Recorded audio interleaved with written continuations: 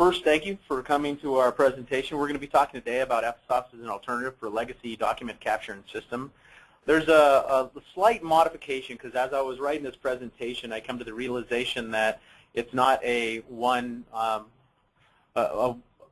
solution fits all kind of scenario. There are people without document capture solutions entirely. There are people, since there's quite a wide range of these legacy systems, in systems like Captiva and Kofax, that it may be a little bit different if you have the Ascent capture to the KTM solution. And so we have that kind of separated in talking about the reasons to go with Ephesoft for those various environments. So we're going to go ahead and start continuing.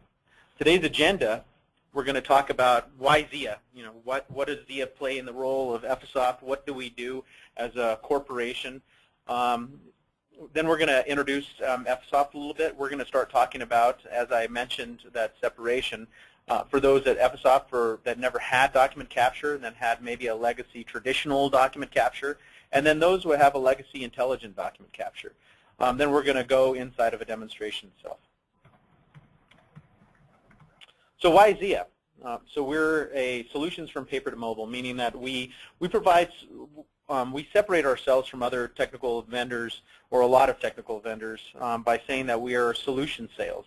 So what we try to do is give you end-to-end solutions, because what we don't do is try to sell you a technology and it's merely a piece of the puzzle. We're people that want to actually gain value within the organization and be able to solve an entire problem as opposed to just a piece of that problem.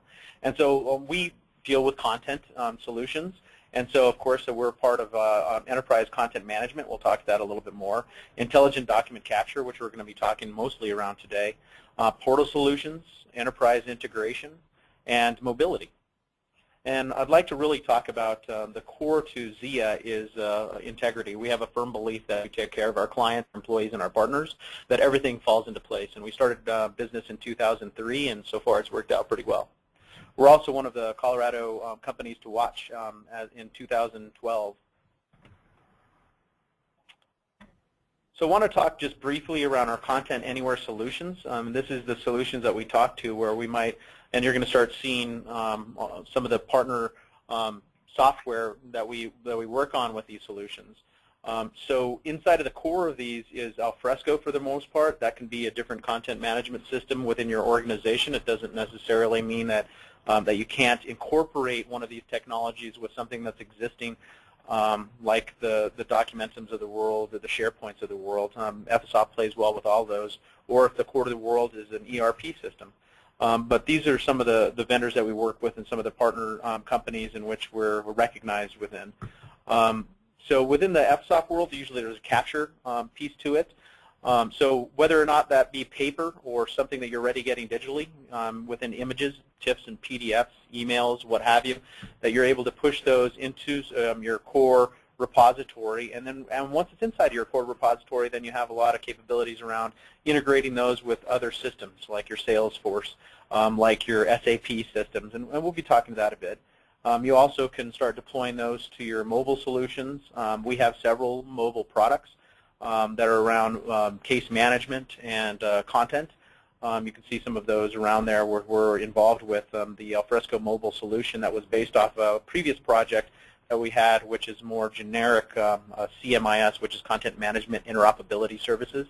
We'll call it Fresh Docs, so that can tie into your FileNet P8 system or your Documentum 6.7, et cetera, as well as Alfresco and Nuxio and some of the open source products.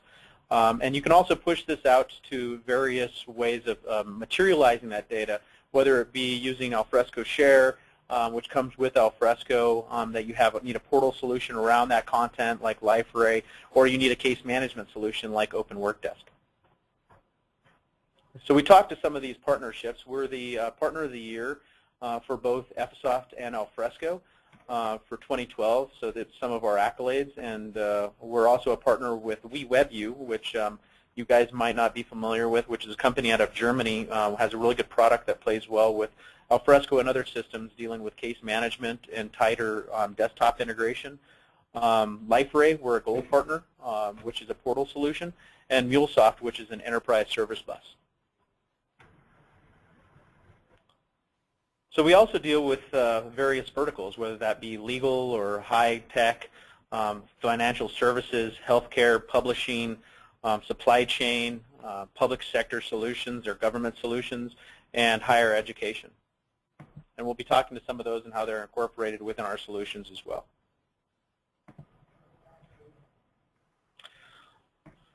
So let's talk to the reason that we're here. While I was coming up with this, initially we had the conversation and we're coming up with the marketing because it's really easy just to say, okay, well, it's the alternative to Kofax or Captiva. But there's going to be various reasons for various people. And we can't create a blanket statement saying, comparing apples to apples because it depends on where you're at in that chain. And so Captiva and Kofax, and that's one of the benefits around going with a product line like Ephesoft, have a large set of product offerings, whether it be just desktop capture, moving all the way up to intelligent document capture.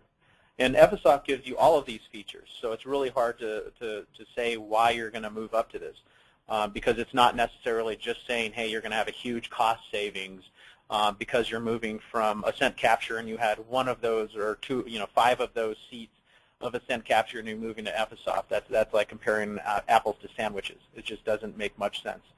So we're going to talk to all of these various reasons. So let's go ahead and start off with the first. So the first one is those that have really no capture intelligence. So that might be that you're using the out-of-the-box, you're just getting an image, scanning software, and you're being able to push that into your content management system and then manually index and classify that. So why would you then move to something like Ephesoft? The reason that you would, and some of these savings you might not seen from just a software specific savings, because it might have been, hey, I bought the scanner, I got free software. But where you might be spending time is money. Accuracy is money.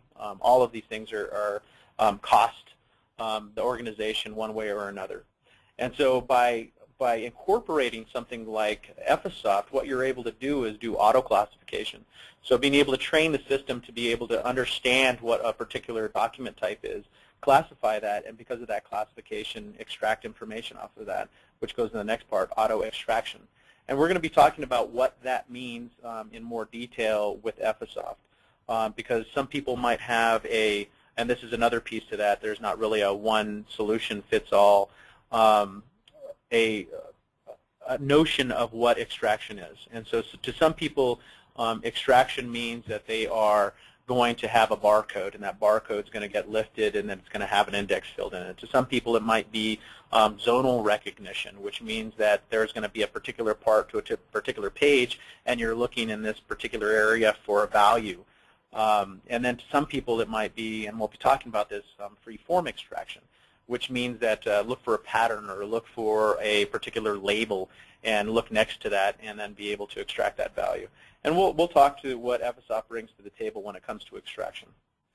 So where it saves money and the reasons you might be moving into a solution like this is that there's less manual processing.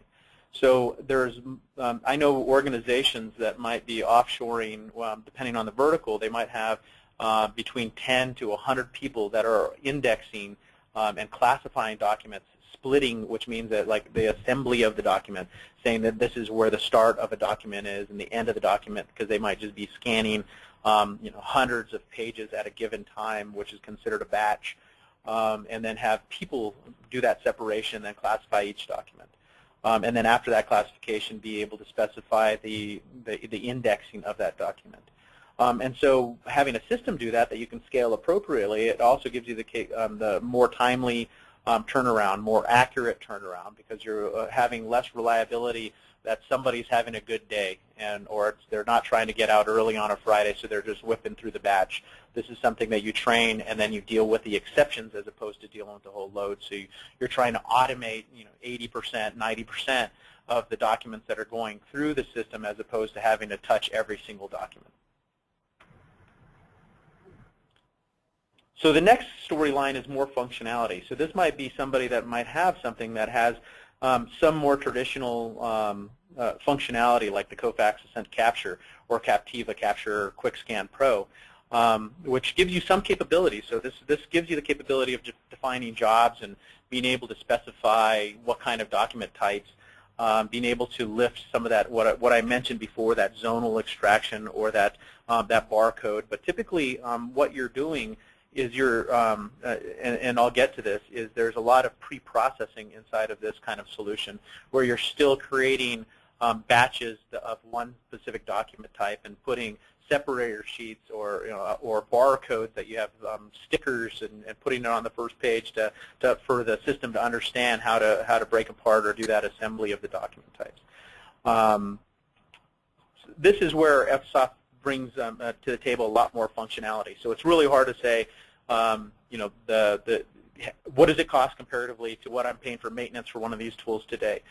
So it might be equivalent, it might be a little bit more, but where you're going to be saving money, and we'll talk to this, is all the advanced features that you would have that you might have never even considered having before, because it was just way far-fetched in the sense of the cost of a system that would be able to do that kind of functionality. So some of the benefits and the reasons that you would move from a Kofax Ascent Capture or Captiva Capture would be moving to a client-server architecture, which includes a web scanner. So that client-server architecture means that people can log in using their web browser, and they still be able to scan using a Twain device. A Twain device is very common, and be able to scan directly to the server.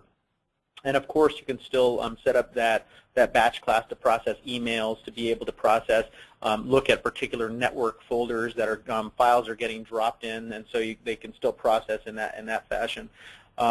But what's really nice is when I'm upgrading this, instead of having 1 or 12 or 50 different scan stations that are very specific, when I'm trying to upgrade those, then I have like a single location or a couple servers, depending on if I'm using a high availability architecture of Ephesoft, a handful of servers to be able to upgrade as opposed to every single workstation.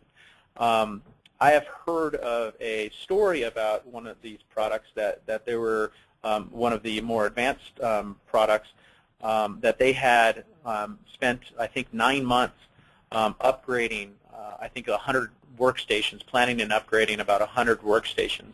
And then they found out that there was a new patch that was released that following year. So they basically were at ground one again pretty much as soon as they started, or as soon as they completed their first upgrade, from the planning to the execution of that upgrade.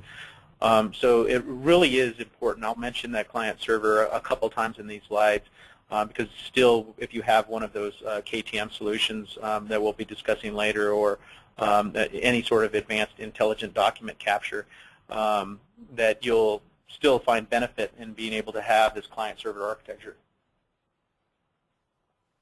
So one of the things that these tools do not have is OCR classification.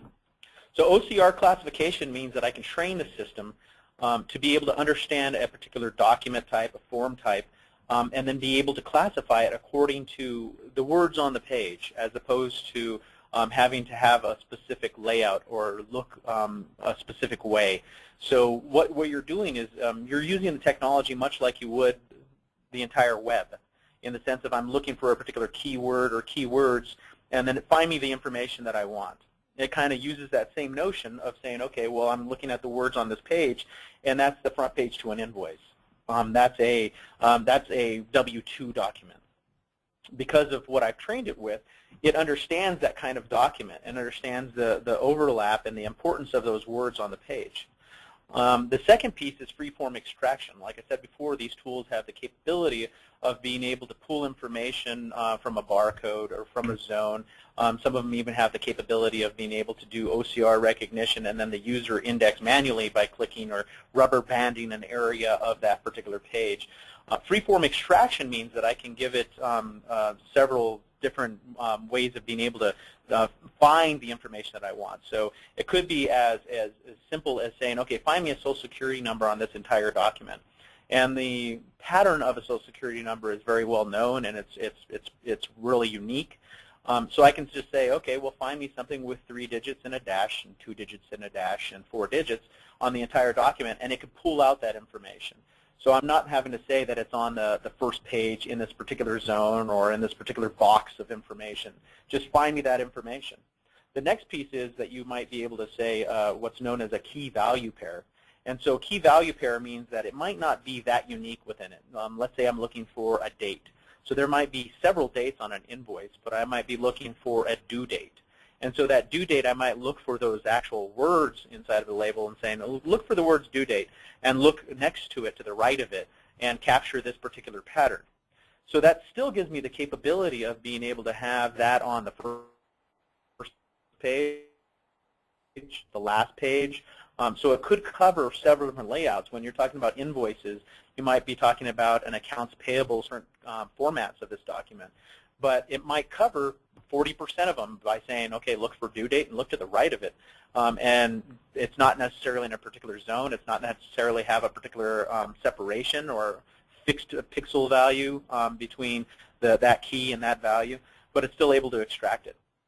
Another piece that's not common with these kind of solutions is the table extraction. So being able to get line items from a table and extract that information, we'll go through that.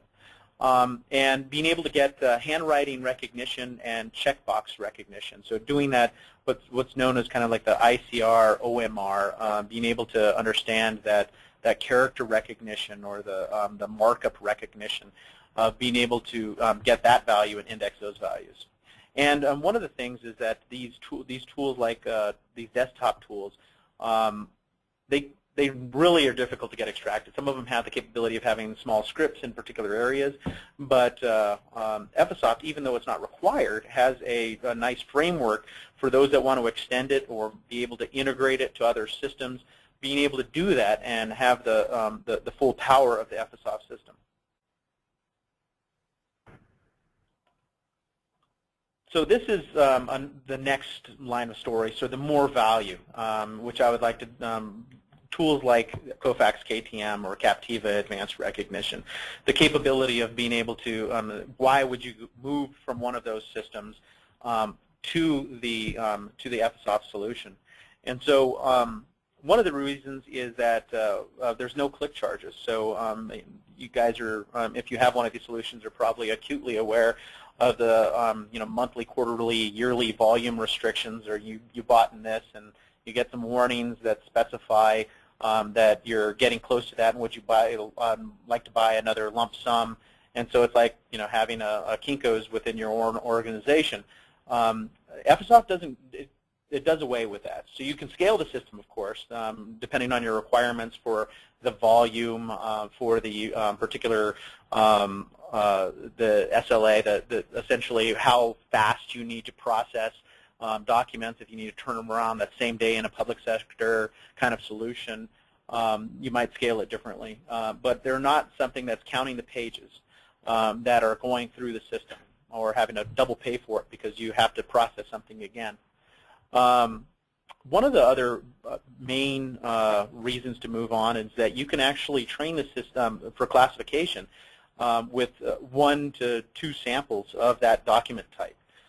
As you know, or you may know if you have one of these other solutions, that it might take 50 to 100 document types to be able to do good classification or classification pretty accurately. And so if you have a large batch class that might have hundreds of document types, you might be talking about tens of thousands of samples to be able to get classification to work correctly. And now even with that, you can move into the hundreds of documents that you need to find. And it's very difficult to find those tens of thousands. A lot of times that they just don't exist, or they know that document exists, but they can't dig up a sample, or you might have subject matter experts disagreeing on what a sample is for that particular document.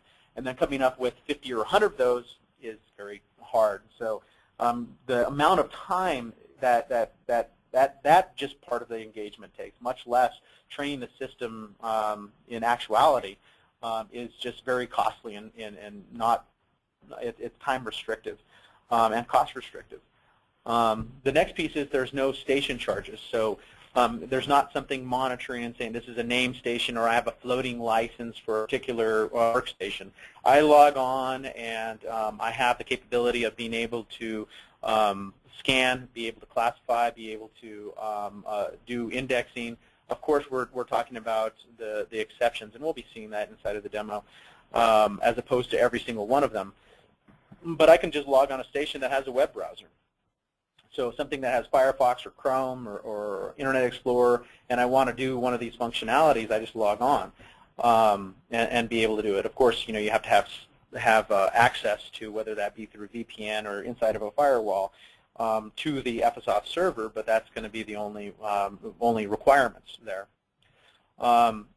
There's no module charges, so some of these advanced tools, it's saying, okay, well, if you want to do invoice extraction, it's this. If you want to have more than 5 field types, it's this. If you want an OCR full text module, it's this.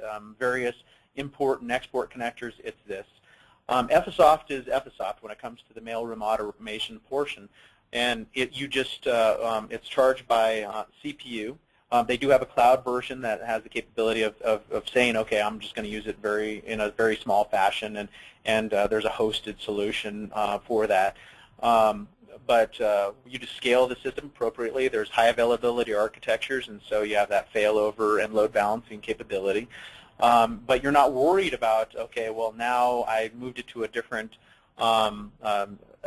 division inside of my organization, and they need 3 more of these pieces, and I need to increase my volume count and everything else. You're able to just turn it on, create your batch class, and start working on it. So that brings to the next piece. Because of all of these things, you can save money. Which initially, that's what we're coming in with, was saying, okay, well, you can save money, but like the previous 2, you might not be saving money. You might be spending money if you don't have any document capture when it comes to the software itself. But when it comes to the accuracy, the amount of people that it's taking to actually get the work done, we're talking about the turnaround time. That's where you're saving the money on all these different stories. But of course here, then this is that cost savings when it comes to the actual software purchase or subscription. So that's depending on what these modules that you're looking at. You have a savings between 60 and 90% from those competing technologies. It also has flexible plans, and I didn't mention here that I mentioned earlier, but they have that cloud version if you're not using it that much, or you want to be able to just create some sort of SaaS, use that SaaS model to be able to do classification and extraction on your documents.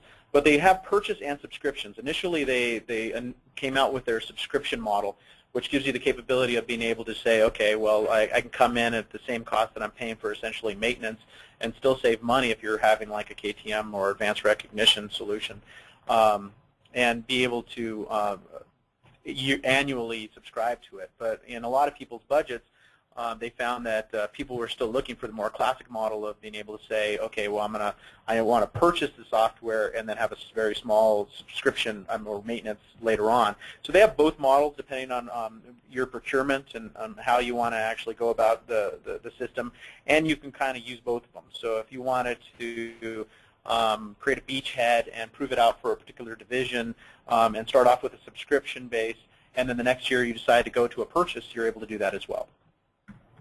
One of the biggest, so we're an implementer, so we understand these other classic models of support. And one of the biggest reasons why I enjoy so much working with the Ephesoft product and the people is they're just responsive and receptive support group. So a lot of times I get shunned off, and it's my onus to prove that from these other classic vendors that it is, a problem, and they say, well, it works on my end kind of statement, or I'm starting off with the lowest level support, and they're like, did you turn the power on and off? And so it takes a long time to get to the actual resolution. Whereas the folks at Ephesoft, they want to create, much like Zia, everybody to be a referenceable client.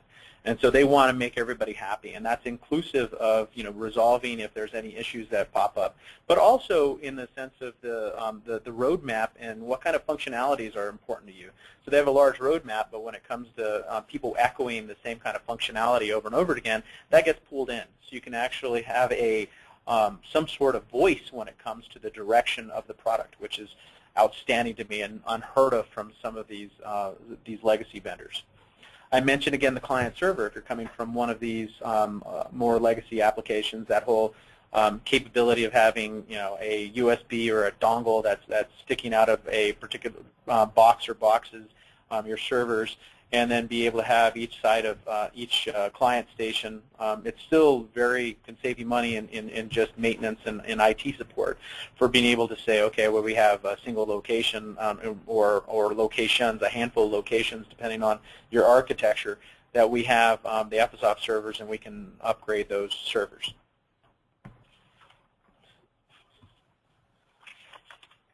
So let's talk a little bit about intelligent document capture. And so it is enterprise class. It's based on open standards, so it uses a Java stack.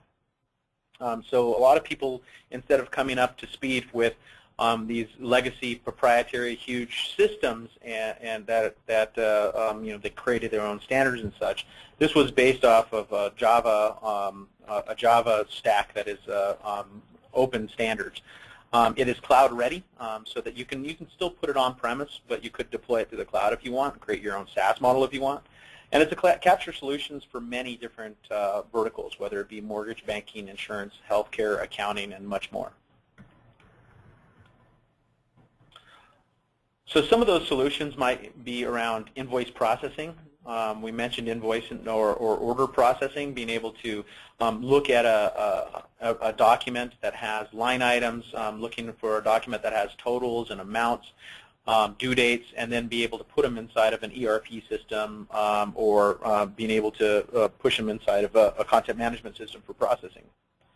It could be medical claims processing or patient records processing, being able to identify who that medical record is for, or who that insurance claim is for. It could be for any sort of insurance claims or policy processing. We do it all the way from life to mortgage to various insurance claims and processing. Typically for both for intake and for people that are submitting claims. It could be used for records management and government documents, being able to get them immediately from the document form, identify what kind of document it is, and because of that document, being able to automate that, put it in a particular disposition inside of an appropriate records management end system. Could be benefits forms, be able to employee records, so it could be human resource kind of solutions.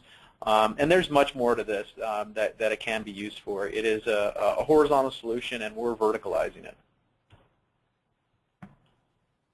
So the key features, and some of those we touched on before, it's 100% web-based, both the administration and the operator.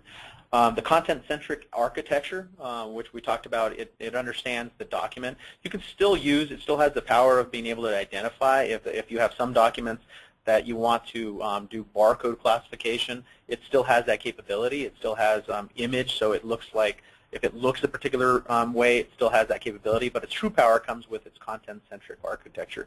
Being able to understand what a document, the words on a document are, and then be able to classify it in that fashion. Classification and extraction, like I said, without those barcodes or separator sheets, that takes away all that pre-processing. So many people that are working in mailrooms that might be your subject matter experts are spending a lot of time doing manual processing of just sticking pieces of paper or sticking stickers on documents to be able to classify those documents. Do it within the system, so let the system do it, and even if there are some that have to be manually assembled or classified, you can do that in system as well. Free-form extraction, like we mentioned a while ago, you might be able to just say a regular expression like a social security number or that key value pair capability. It uses RecoStore on the back end, so that's a product that you may have been that you may be aware of if you're using one of these more legacy systems. So it's a best-of-breed OCR engine. So that's what it uses for its OCR, its character recognition, and its markup recognition. So if you're looking for a particular checkbox to see if it's a conventional loan, it still has that capability as well. The fuzzy database mapabilities have something around where I can do a database lookup. So I can have a particular index field, and then because of that, I can look in a column, and then I can map other values. They do have that capability within Ephesoft as well, but also took that a step further in saying, okay, well, there might be information on the document that might be very difficult. Say we're having an accounts payable and invoice processing project. And to define an extraction of, say, a vendor name, it might be very laborious because I have 1,000 kinds of vendors to be able to say, okay, I can extract this value and I have an internal vendor ID that I want to persist or index to this document and be able to map that. Ephesoft has the capability of saying, okay, here, send this to all the contents of this document to this back-end system and find the best row that matches it. So if I had a vendor name on there and I found it inside of the document anywhere, then it would be able to map that vendor name, and because of that vendor name map that vendor ID. So it's a really neat technology. If you're more interested about it, please contact me and I can show you a demonstration. And we talked about the framework of Ephesoft a little bit, but it has capability of having pluggability. I'm sure that's a word because it's on a presentation slide, and scriptability. So the pluggability means that there's these steps in the mailroom automation workflow that does that classification and extraction. You can add on to that. So if you had a custom plugin because you have a proprietary system and you want to be able to do some sort of validation against it, or you want to push it inside of that system, you're able to do it. Same thing with the scriptability. If I wanted to normalize a date, or I can still use these scripts to be able to validate from a back-end system using web services, you can still do something like that. It has CMIS integration, so it has Alfresco Direct Connect model mapping, but when you say Alfresco, CMIS is what they want to try to turn into the SQL of the SQL for content management systems. And so what that means is that they are trying to have that interconnect. So when I say CMIS, it's a standard from the Oasis. We sit on that the board as well with people from Microsoft and EMC and Alfresco and Nuxio that gives you this general communication mechanism. So it's not just Alfresco, it is Documentum, it is SharePoint, it is your FileNets, it is various more and more every day. Even some systems like your ERP systems and ESB systems are now starting to support CMIS as an integration point. It has LDAP and Active Directory integration, so I can specify a particular batch class and the groups that can process individual instances of those batch class. So they won't see, HR won't see accounts payable, won't see any sort of benefits processing, or you can have them inclusive if you want them as well. And there's browser-based scanning included, so I can browse directly from a Twain device from my from my system, just using a web browser to the server for being able to do this classification and extraction processing. And one thing that makes it very unique in the sense of these back-end systems, these legacy systems, don't really have this capability. It has now web services. And so if I wanted to use the power of Ephesoft to be able to embed within my solution, but not necessarily have somebody know about Ephesoft at all, then I have these web services, these RESTful web service calls that allow me to say, okay, OCR this document, or apply these extraction rules for this particular document. So you're still able to get a lot of this functionality, which is ever expanding. They're going to expand it quite a bit with 3.1 and the capability of what you can do and the functions that it has to be able to embed this solution inside of some other solution that you're creating. So how does Ephesoft work? So Ephesoft, you're able to get various sources, and then you're able to identify your categories. And so this is when we start doing the consulting, or you're doing your consulting of saying, okay, well, we're going to process loan applications and appraisals and invoices and letters and such. And then once we're able to define those, then we get samples of those documents. So we start feeding the system samples of those documents, and then it learns from those document types. Once we have had the system understand what those document types, then we send them through Ephesoft, these different batch classes, and it's able to classify these documents accordingly no matter what the source is. So we're sending them from the paper docs, we're sending them from email, we're sending them from fax, and it's able to distribute and classify those documents from any one of these sources. And because of the classification, then we have different fields that we want to extract off those different kind of documents. So we might be getting Social Security number off of loan applications, dates off of 1040s, amounts off of appraisals, etc. And then once all of this is done, since this is not a content management repository, then we process it for archival or for further business process, whether it be an ERP system or your content system. So let's move to a demo.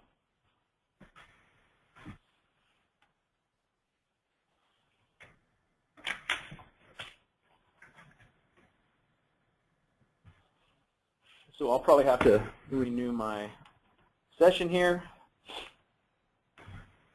And so what you're seeing here, I have two different tabs open. One of them is the administration, and one of them is the batch, the list, the operators. And so the operators, the whole goal of this is to automate most of it, but I have some that are stopping in particular steps within the workflow on purpose. That way you can see what an operator would do to deal with the exceptions, because that's the true, I mean, it does have the capability of, if you wanted to force somebody to validate the index data or do kind of a double-blind capability of being able to do the classification or extraction, you're able to do that. But right now, the goal of this is to automate most of this process. So the way that I have it configured right now, it's for being able to process most of these. And I could get it all the way, so of course I have a finite number of document types here that I'm working with and samples. And so I could make it just go all the way through and they would never see it within the operator interface, but I want you to be able to see it. So within the administration interface, what we see here is we have different batch class definitions. And so I'll just go through this quickly, and of course, please reach out to me if you want a more detailed explanation of how this works or what you would do to get to this level. So we have a couple here. Most of these are templates. These are out-of-the-box templates in which you would base other specific batch classes on. So here we have a mortgage processing batch class. Inside of there, we have the workflow, and so we have a particular configuration we would do within there, specify these different capabilities of being able to do classification. Right now we're using OCR classification. And then we define our document types. So here we have quite a bit of document types, because and not in full, because a mortgage solution would have more document types. But inside of the document types, we have different definitions of the index fields. So in here we have a finite number of index fields we're trying to pull off a HUD document. You can see here that I have a very high threshold. That is not that meaningful to you, but it's something that is making it stop within inside of the review. And this is how I stop it inside of the review. If I put this into some reasonable level, then it would go right through into validation.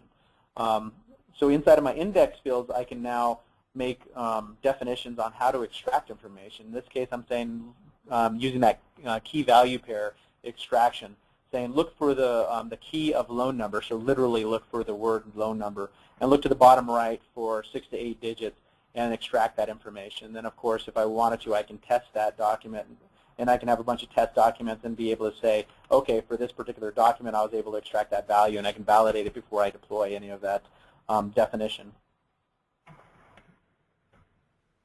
So it's a little bit more complex than that. It has more capabilities of being able to do, the fixed form extraction, et cetera. But I don't want to focus in on that. That's something that you can reach out to me and tell me exactly what you would like to see, and we can make a demonstration for your specific requirements.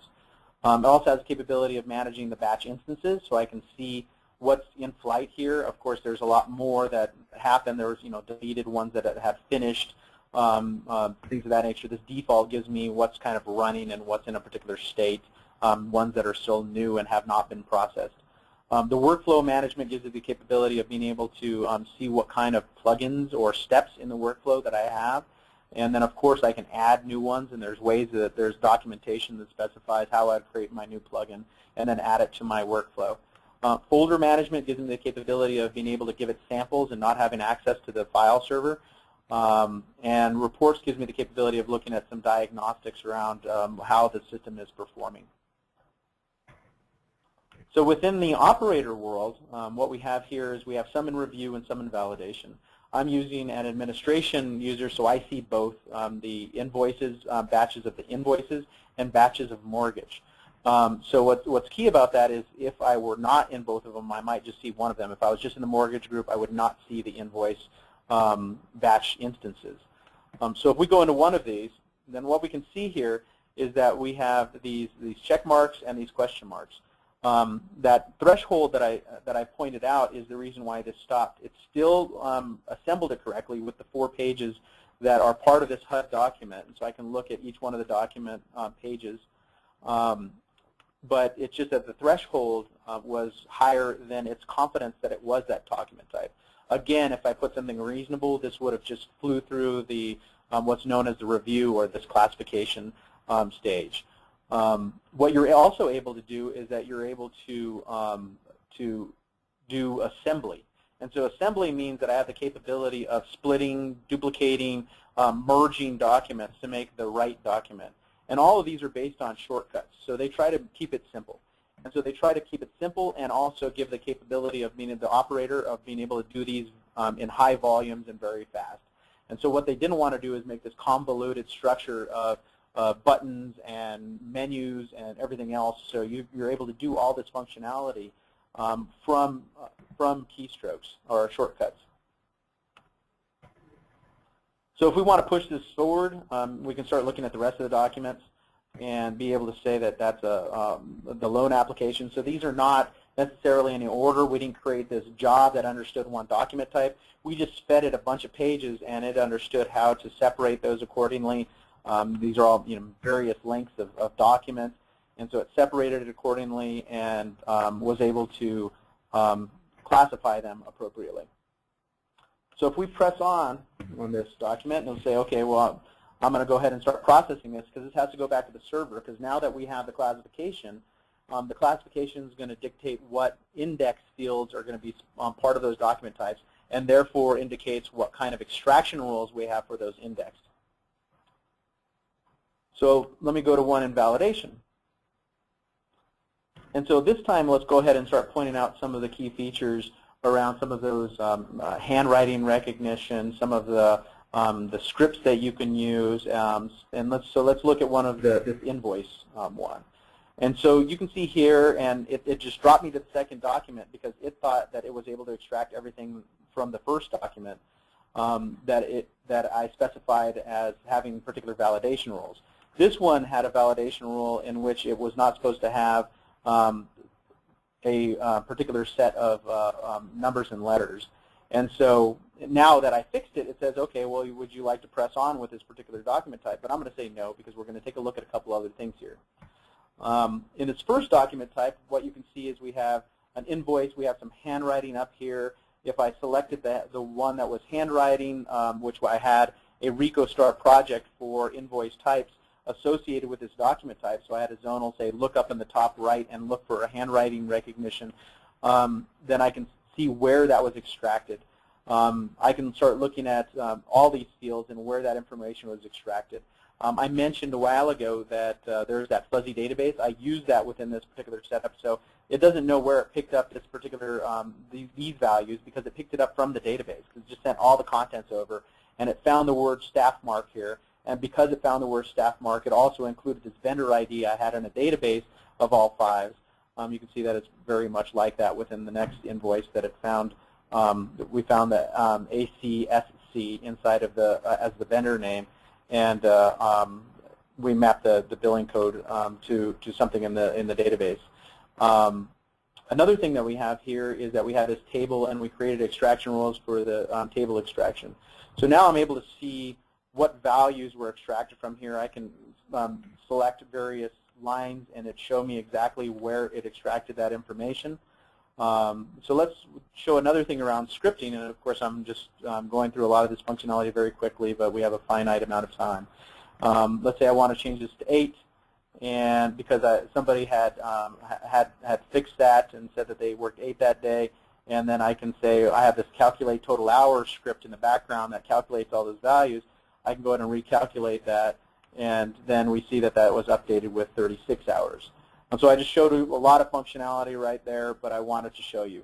Another thing that you can do within this batch world is this batch instance, the validation screen, is let's say that we have something that was not populated. So in here we have a validation rule that this is a float value, so it shouldn't have commas, so we can fix that. In some of these other ones, I might not have extracted. I don't have a validation against this, but I may want to extract the Social Security number, so a vendor can, or operator can say, I want to extract that information. It's right here.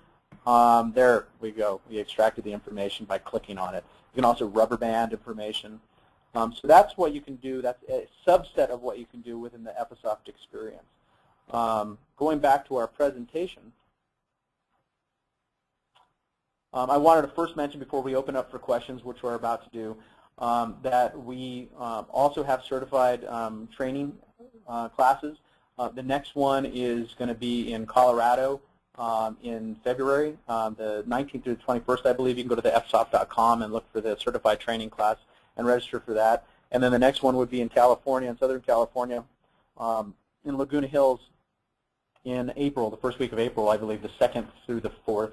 And then, of course, you can read the Intelligent Document Capture with Ephesoft book to come up to speed on how you create these batch classes and give you some information around what you can do within a coding level, all the way from the starting with the basics of how you create these batch classes, how you train it for classification, extraction, etc.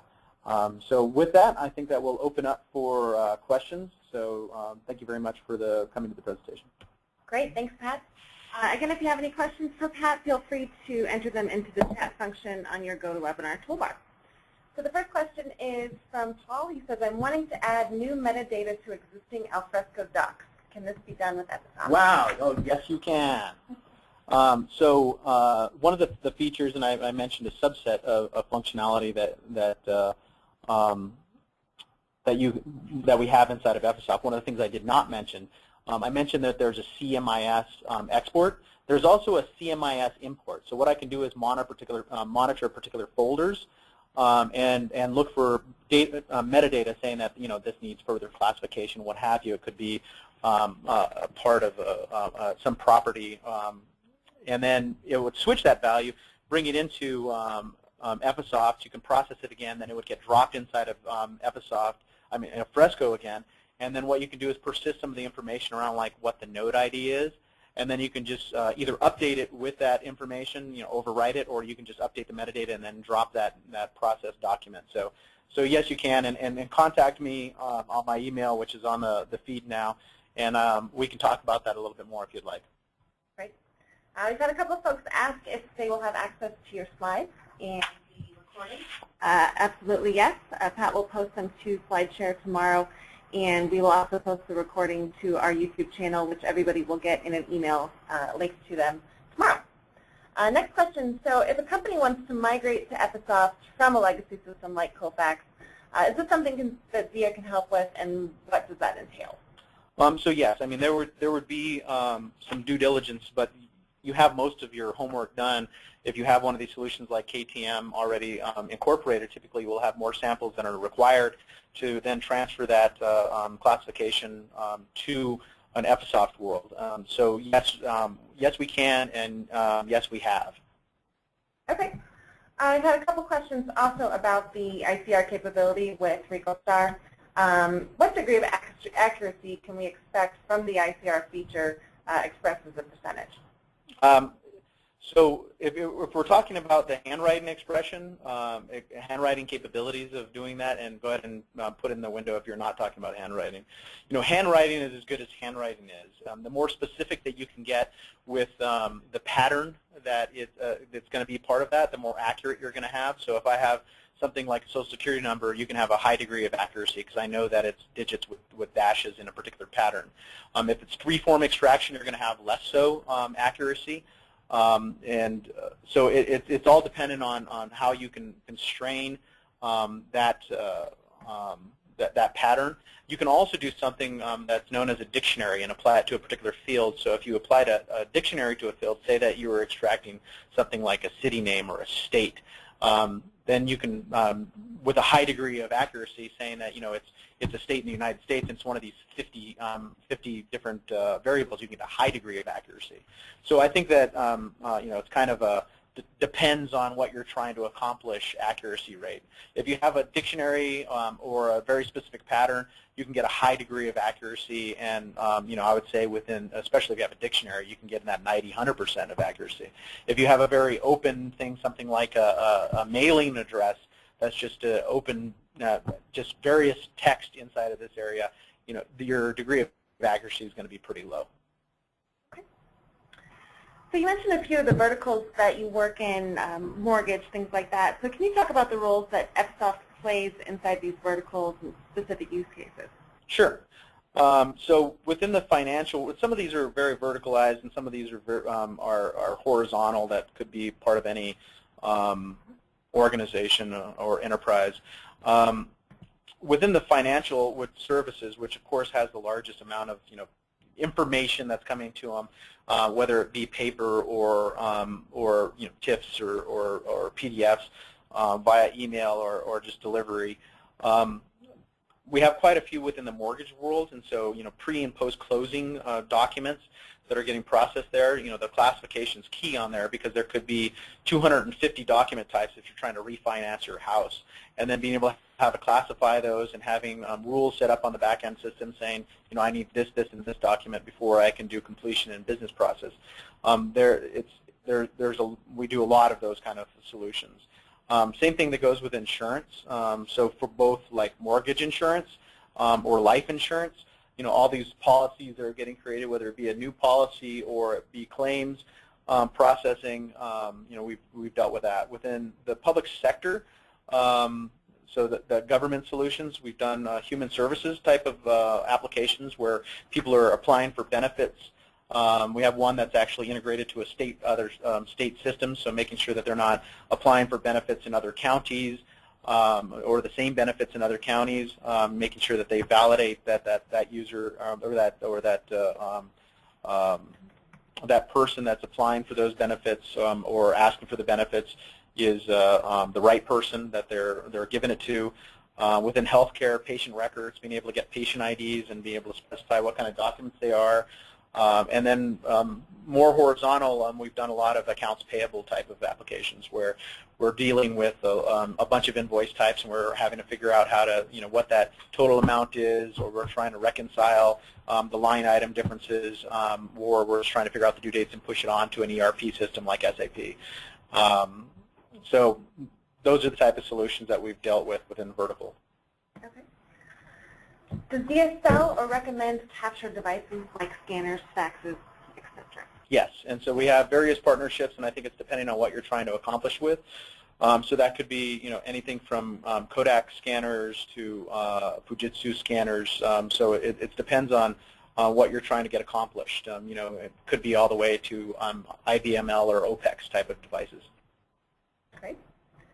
All right, well, I think that wraps up our question and answer session. If you have any more questions for Pat, again, everyone will get an email tomorrow with his contact information, so you can reach out to us directly. You also get the links to our slides in recorded version. So thank you for attending, and have a great day.